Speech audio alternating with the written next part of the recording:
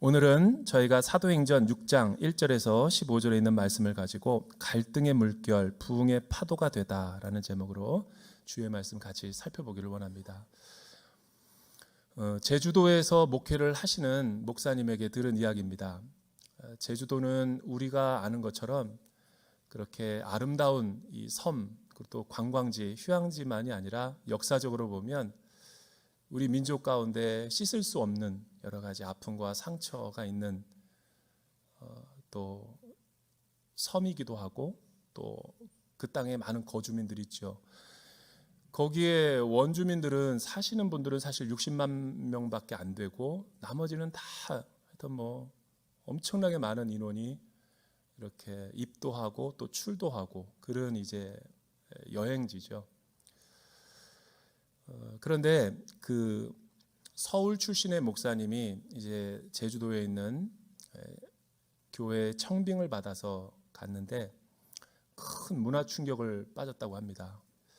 목회를 되게 아름답게 잘하고 교회도 부흥하고 그런데 이 당회를 하다 보면 계속 이게 너무나 이게 작은 문제인데도 티격태격하는 것을 보고 목사로서 굉장히 이제 절망감에 빠진 거죠.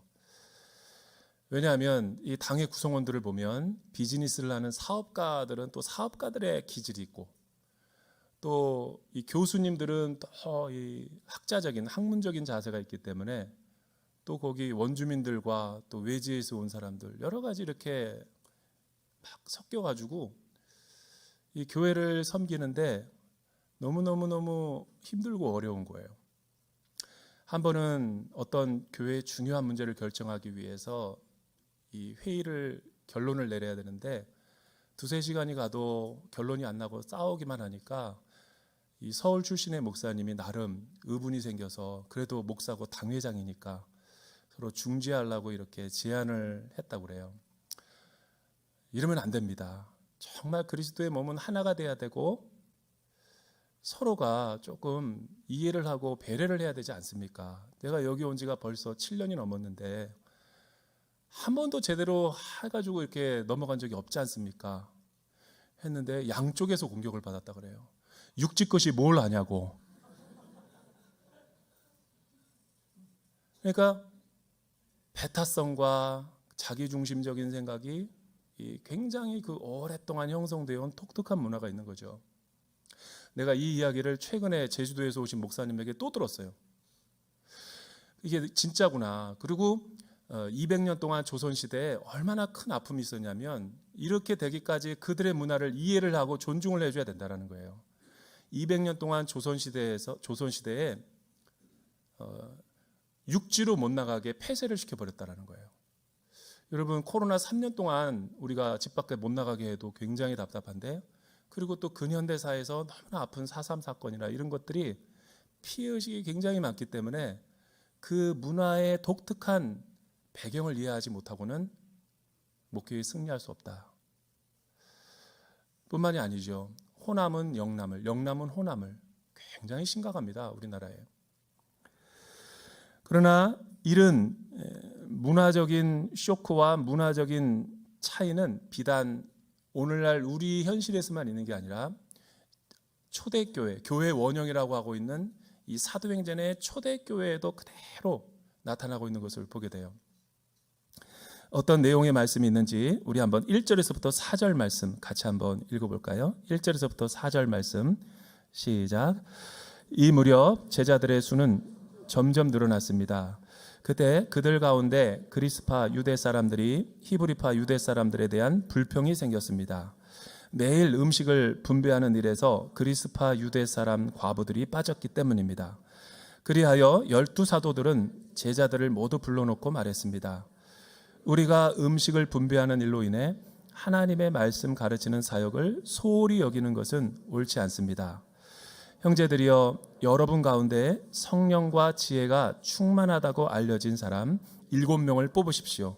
그러면 이 임무는 그들에게 맡기고 우리는 기도하고 말씀을 가르치는 일에 온 힘을 기울이겠습니다. 오늘 우리가 읽은 이 본문의 말씀을 제대로 이해하기 위해서는 사도행전 1장서부터 5장까지 어떤 히스토리가 있어 왔는지를 간략하게 살펴볼 필요가 있죠.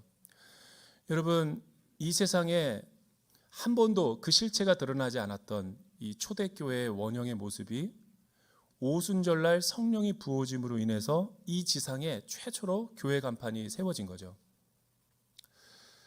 12명으로 시작된 초대교회 멤버가 120명이 됐었죠. 120명이 다락방에 모여가지고 성령을 받고 교회가 만들어진 거지만, 사실은 예수님이 부활하시고 승천하기 전에 제자들에게 뭐라고 말씀하셨냐면, 부활하신 몸으로 500여 형제나 되는 많은 사람들에게 한꺼번에 나타나셔서 예루살렘을 두렵고 무섭지만 떠나지 말고 성령이 오시기 전까지 약속하신 것을 받을 때까지, 교회가 세워질 때까지 기다려라. 그런데 120명만 남았어요. 그러니까 예수님의 말씀이 믿어진 사람만 남은 거죠. 나머지는 각자의 삶으로 갔고, 그렇게 해서 시작된 초대교회 성도 수가 120문도였죠. 그런데 이 시작과 함께 베드로의 회심의 설교 3,000명이 주께로 돌아왔고, 또 강력한 복음의 선포가 이루어지니까 5,000명이 주께로 돌아오는 역사가 일어나니까 예루살렘에는 가정교회의 모습으로서 8,120명이나 되는 엄청난 메가처치가 만들어진 거예요. 그러니까 한 자리에 모인 교회는 아니었지만 하우스 처치가 그렇게 된 거죠. 그러나 이 많은 이 성도들의 숫자의 증가와 함께 계속 이렇게 교회가 성장가도만 했던 것은 아니에요. 내적으로 외적으로 수많은 도전과 위기 속에도 있었죠. 그러니까 초대교회의 역사를 사도행전은 그대로 우리에게 보여줍니다. 여과 없이. 첫 번째 도전은 베드로와 요한을 잡아다가 죽이려고 하죠. 공회가. 그리고 예수의 이름을 전하지 말라, 부활의 도를 전하지 말라. 이런 위기도 성도들이 한 마음이 되어서 기도하니까 잘 극복을 했죠. 그러나 이제 5장에 보면은 내적으로 이번엔 금전적인 문제의 사고가 일어나요. 아나니아와 삽비라가 돈 문제뿐만 아니라 수많은 거짓말의 문제가 들통나면서 교회는 진실의 공동체가 아성이 무너져 버릴 위기 가운데 있죠. 이거는 영적으로 볼 때 굉장히 심각한 문제가 아닐 수 없었어요. 그러나 이 문제도 하나님이 보호해 주셔서 잘 교회가 극복하고 성장할 무렵에 이번에는 이 사이즈 콤플렉스죠. 그러니까 교회가 갑작스럽게 팽창하고 늘어나고 성도가 유입되다 보니까 문화 충격이 찾아온 거죠.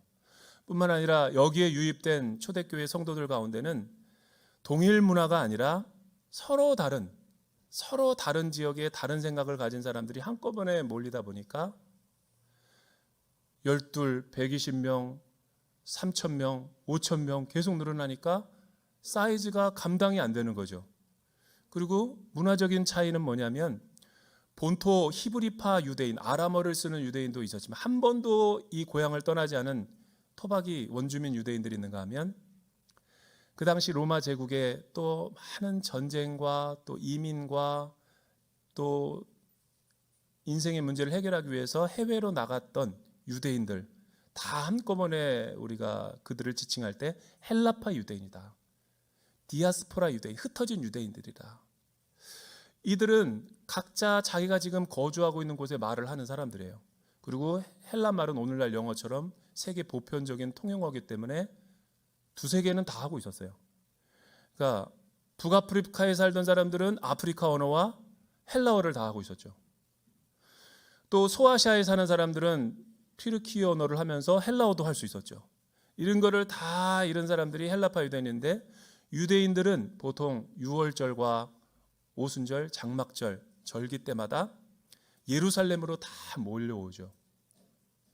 그러니까 여러분, 예루살렘은 원래 군산만 한 10만 명이 거주하는 도시예요. 요세푸스라는 고대 사학가가 계산을 해보니까 10만 명이 거주하고 있어요. 예레미야서와 같은 위대한 신학자는 연구해 보니까 6월절, 오순절, 장막절만 되면 대구 인구가 돼버린대요.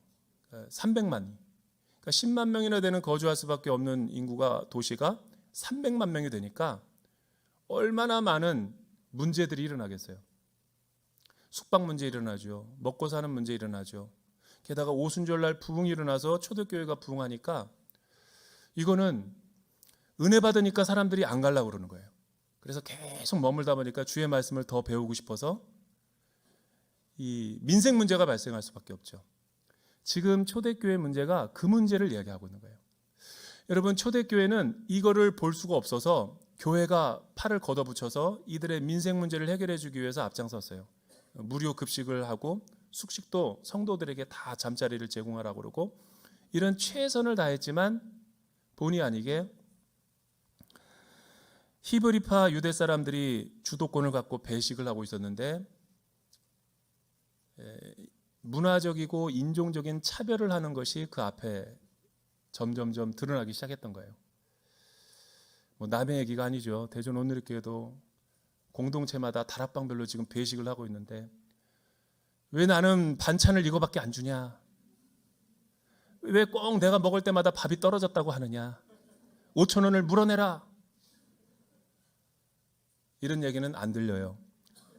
그런데 속으로 그렇게 생각하는 분들이 있을 거예요.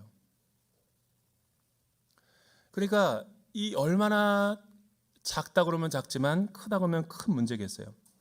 이 문제의 본질은 두 가지죠. 하나는 숫자가 너무 많이 성장하고 부흥해가지고 세수를 세부대에다 담아야 되는데 미처 준비를 못했던 거예요. 여러분, 작은 구멍가게와 같은 곳을 하는 곳에서는 재무지표가 필요 없습니다. 그런데 편의점 같은 거로 업그레이드를 시키면 또 거기에 따른 중형 어떤 마트의 나름 회계 처리 방법이 필요하겠죠. 관리가. 코스트코 같은 큰 마트가 생기면 감당 못 됩니다. 회계사를 둬야 돼요. 교회도 마찬가지인 거죠. 이런 콤플렉스를 처음으로 지금 문화 충격으로 겪는 거예요. 그러자 교회가 어떻게 이 교회 위기를 잘 수용하고 해결하는가를 영적인 지혜를 배울 필요가 있죠. 먼저 이 문제를 앞두고 12사도들이 모였죠. 그리고 의논했죠.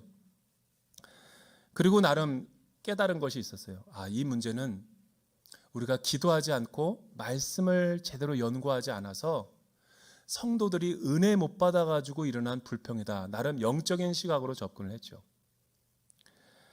그래서 지금부터 이 급식 사역은 우리가 히브리파 유대인들이 다 손을 떼겠다 결정을 내려요. 그리고 헬라파 장로들을 갖다가 모으죠. 그리고 뭐라고 이야기하냐면 우리는 이제부터 이 일을 다 뗄 테니까 당신들이 뽑는 이 사람들을 모아가지고 이 일을 진행하시면 되겠습니다. 그래서 이 전권을 헬라파 장로들에게 맡기죠. 그리고 자기들은 기도와 말씀을 가르치는 일에 온 힘을 기울이겠습니다. 그래서 모든 사람들이 다 이 제안을 기쁘게 받아들여요. 근데 문제는 뭐냐면 헬라파 장로들이 이 일을 섬길, 봉사할 사람, 집사를 뽑는데 최초의 교회의 집사 제도죠. 이 디아코노스라고 하는 집사를 뽑는데 7명을 뽑았어요. 이름이 이렇게 됩니다. 스테반, 빌립, 브로고로, 니가노르, 디몬, 바메나, 니골라. 근데 놀랍게도 여기에 있는 7명의 사람들이 다 히브리파는 한 사람도 없고 헬라파만 뽑은 거예요.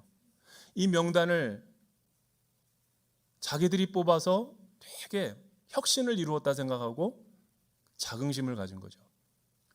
여기서 교회란 무엇인지 교회의 본질을 볼 수가 있는 거예요. 여러분, 사도들의 그 태도를 한번 보십시오. 충분히 사도들이 이렇게 얘기할 수도 있는 거죠. 무시해 버릴 수도 있는 거예요.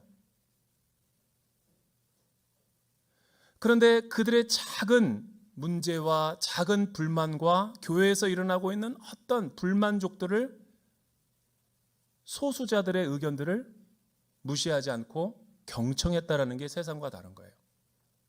그리고 자기들이 행사할 그 권리를, 리더십을 그 소수자들에게 위임했다라는 것이 독특한 대목이죠. 또 이 부분이 어떻게 보면 기분 나쁠 수 있어요. 헬라파 장로들이 그동안 우리가 당한 게 얼만데 하고 7명을 뽑았는데 히브리파가 하나도 없는 거예요. 그리고 이 의견을 강행한 게 아니라 성숙한 리더십을 발휘해서 사도들의 발 앞에다가 갖다 놓는 거죠. 컨펌해 주십시오. 인준하고 비준해 주십시오.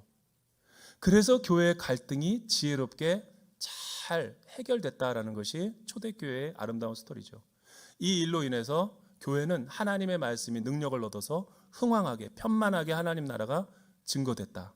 게다가 이 당시 예루살렘에 있는 7천 명의 많은 유대의 교회에 있었던 제사장들, 성전 일을 맡은 사람들이 다수가 주께로 돌아오는 일까지. 왜?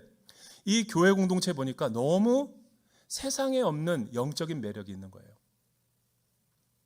어떻게 이 일이 가능했을까? 조금 더 심층적으로 접근해 보면 사도들이 접근한 방법과 헬라파 유대인들이 접근한 방법이 틀리지 않아요. 이들은 하나를 생각했던 거죠. 부활하신 주님이 우리와 함께 하시는데 예수님이라면 과연 그리스도의 몸된 교회의 이 상황을 보고 어떻게 처리를 하셨을까를 다 같이 똑같이 생각한 거예요. 그래서 우리 주님이 늘 사역에 앞섰지만 기도와 말씀, 하나님 나라의 꼴을 먹이는 것에 사도들에게 맡겼다라는 그 직무를 깨닫고 이들은 사역을 내려놓는 거예요.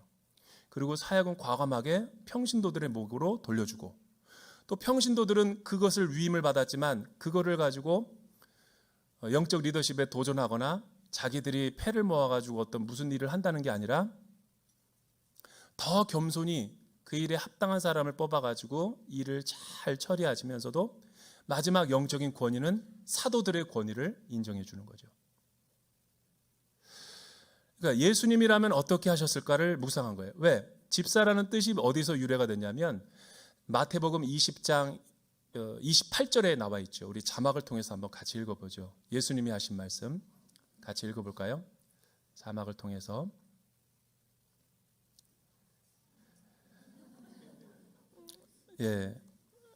자막이 없으면 제가 암송해 보도록 하겠습니다. 인자이 온 것은 섬김을 받으려 함이 아니라 섬기려 하고 자기의 목숨을 많은 사람들을 위한 대속물로 주려 합니다. 거기서 섬긴다라는 말 있죠. 그게 디아코노스예요. 여기서 집사라는 단어가 디아코노스거든요. 이 뜻은 밥상머리에서 하인이 시중을 들다라는 뜻이에요. 서빙한다라는 거죠. 집사는 장로 되기 위한 디딤돌이 아닙니다. 양육 받아가지고 크레딧 받아가지고 은행처럼 차곡차곡 마일리지를 쌓아놓는 게 온누리교회 학점제도가 아닙니다. 최초의 이 세상에 교회가 나타났을 때 집사라는 직분은 예수님을 생각나게 하는 바로 그 사람이었어요. 밥상머리에서 하인 노릇 할 수 있겠어요? 종입니다.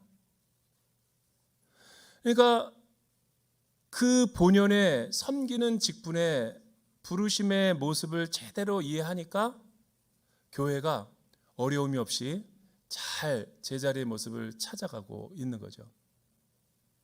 사도들은 말씀을 잘 디아코노스하고, 평신도들은 이 자기에게 맡겨진 여러 가지 교회에서 필요한 일손들, 예수님이 보여준 것처럼 그 집사의 예수님이 우리에게 보여준 그 모습대로 우리도 그렇게 섬기겠습니다라고 하는 하나의 영적인 언약이죠. 그랬을 때 교회는 건강하고 아름답게 잘 내부의 문제를 극복하고 영적인 영력을 7배나 더해지는 역사가 있었다라는 거예요. 교회에 오시는 여러 가지 세가족분들의 이야기를 들어보면 정말 오늘날 한국교회 많은 상처들을 받고 우리 교회에 오시는 분들이 많아요. 이야기를 들어보면 교회를 떠날까, 하나님을 떠날까, 마지막 한번 이 교회 가보자 하고 온 게 우리 교회인 사람들이 되게 많아요.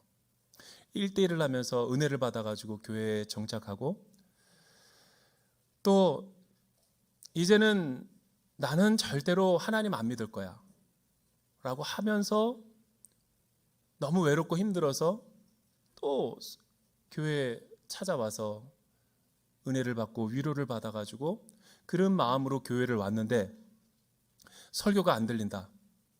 그리고 주변에 있는 성도들의 어떤 분위기도 차갑고 냉랭하다. 인사 한번 안 한다. 더군다나 우리 교회는 주차가 없어요. 너무나 열악하기, 주차장 없는 교회는 세계에서 우리 교회밖에 없어요. 주차장이 없어요. 알아서 하고 와야 돼요. 근데 매주마다 엘리베이터 타고 오는 분들 보면은 목회자로서 미안하기도 하지만 너무 감동스러울 때가 참 많습니다. 근데 제가 대전 온누리교회 와서 참 특별한 은혜를 받은 것은 이 주차, 안내, 봉사, 헌금, 계수, 음향과 자막과 조명, 또 카페와 식당과 코치와 교사로 그 섬기시는 디아코노스의 집사님들을 보면 참 정말 작은 예술을 보는 듯해요. 목사보다 훨씬 영성이 뛰어납니다. 제가 세종을 갔다가 오는데 늘 제 주차 자리를 빼주시는 분이 있어요. 김종국 집사님, 작은 거인. 그 집사님은 일주일 내내 생업에서 치킨 장사를 하니까 치킨을 막 팔아요. 제가 그 현장에도 가봤어요. 온누리 신문 나눠주면서 예수 믿으라고 그러고 치킨 팔고, 그리고 또 교회 오면은 열심히 봉사하고. 그런데 우리 주차 봉사를 20년 하고 있어요. 비가 오나 눈이 오나. 힘들지 않으세요, 집사님? 그러니까 아유, 제가 은혜지요. 이 온누리 교회의 영성입니다. 그러니까 목사를 부끄럽게 만드는 거죠. 교회가 이 세상에 문제없는 교회는 없어요. 왜냐하면 이런 사이즈 콤플렉스, 컬처럴 콤플렉스, 제가 문화 충격이라고 그럴 때 잘 성도들이 이해가 안 될 것 같아서 확실하게 이해가 되는 방법 하나 가르쳐 드릴게요. 저희 집에 3남매인데 며느리가 들어온 적이 있어요. 첫째 며느리. 우리 가정에 큰 거룩한 충격이 왔습니다. 그 며느리가 한 사람, 남의 사람이 들어오는데도 가정이 그 문화가 정렬되는데 굉장히 오래 걸렸어요. 서로 다른 삶을 살다가 왔으니까. 이게 2,000명 된다고 보면 되는 거예요. 문제가 없는 게 이상하죠. 여러분, 이 세상의 교회는 문제가 많은 게 정상이에요. 문제 없는 교회는 새하늘과 새 땅 영원한 교회를 바라보면서 궤도수종해 가는 거죠. 그러니까 문제 있다고 교회를 떠나거나 하나님을 등지는 일은 지극히 지혜롭지 못한 거예요. 그러나 이 문제 많은 교회가 언제 건강한 교회가 되냐면, 목사의 설교가 잘 여기서 은혜롭게 준비한다는 것은 본문이 말하는 것을 잘 드러내는 최선의 일을 하고, 그 다음에 장로님들의 성숙한 인격이 필요하고, 그리고 지금 보겠지만 스데반처럼 교회 안에서뿐만 아니라 교회 바깥에 가서 일상생활 속에서 그 능동적으로 복음 전도하고 또 하나님의 영광을 드러내는 평신도들이 많을 때 교회는 숫자가 늘어나는 거예요. 왜? 스데반의 얼굴을 보면 천사의 얼굴을 보는 것 같거든요. 여러분, 스데반이 교회에 잘 섬기고 나서 또 월요일서부터 토요일까지 세상에 나갔는데 복음 전도하는데 많은 사람들의 반대에 직면했어요. 자유인의 회당이라 그래가지고 이번에는 그 어떤 자기네들끼리 특색 있는 지역의 사람들이 모여서 스데반의 사역과 복음 전도를 회방하는 거예요. 스데반이 너무 말을 잘하니까 돈 주고 사람들을 매수해서 거짓 증언과 거짓 선동을 일으켜서 사내들인 공회 앞에 스데반을 세우는 거예요. 다음 주에는 이제 스데반의 설교가 나오겠죠. 근데 스데반이 공회 앞에 서서 예수님처럼 또한 베드로처럼 죽음의 신문을 당하고 있는데도 어떤 표정을 짓고 있었는가가 중요한 거예요. 제가 읽어드릴게요. 그러자 공회에 앉아있던 사람들이 모두 스데반을 주목했습니다. 그때 그의 얼굴은 천사의 얼굴처럼 보였습니다. 여러분 직장에 가서 나와 마음에 안 는 사람들이 가는데 내가 한 말도 아닌데 거짓말과 거짓 선동을 일으켜서 나를 음해하고 나를 해코지하는 사람이 있다면 천사의 얼굴을 할 수 있어요? 근데 스데반은 천사의 얼굴을 할 수 있었다라는 거예요. 무슨 일을 당할지도 모르는데 천사의 얼굴을 하고 있는 거예요. 예루살렘에 사는 사람들이 충격을 받은 거죠. 사도들이 어떻게 저런 결정을 하며, 헬라 장로들이 어떻게 저렇게 성숙한 결정을 하며, 스데반이 어떻게 저렇게 일상의 삶 속에서 부활하신 주님과 동행하며 살 수 있는가. 그것 때문에 교회가 놀라운 영적인 성장을 하는 거예요. 저는 우리 대전 온누리교회가 이런 성도들이 되기를 주님의 이름으로 축원합니다. 기도하겠습니다. 사랑하는 주님, 오늘 초대교회의 영성과 또 일곱 집사의 제도를 보았습니다. 이들은 늘 생각하는 것을 예수님이라면 과연 이 상황에서 어떻게 할 것인가? 예수님이 우리에게 보여주신 디아코노스의 자세, 섬김의 자세를 본받아서 책임지고 결단하고 선택하며 십자가의 길을 걸어갔던 것을 볼 수가 있습니다. 오 하나님, 우리의 일상생활에도 이런 예수님을 생각나게 하는 우리의 영성이 되게 하여 주시옵소서. 예수님의 이름으로 기도드립니다.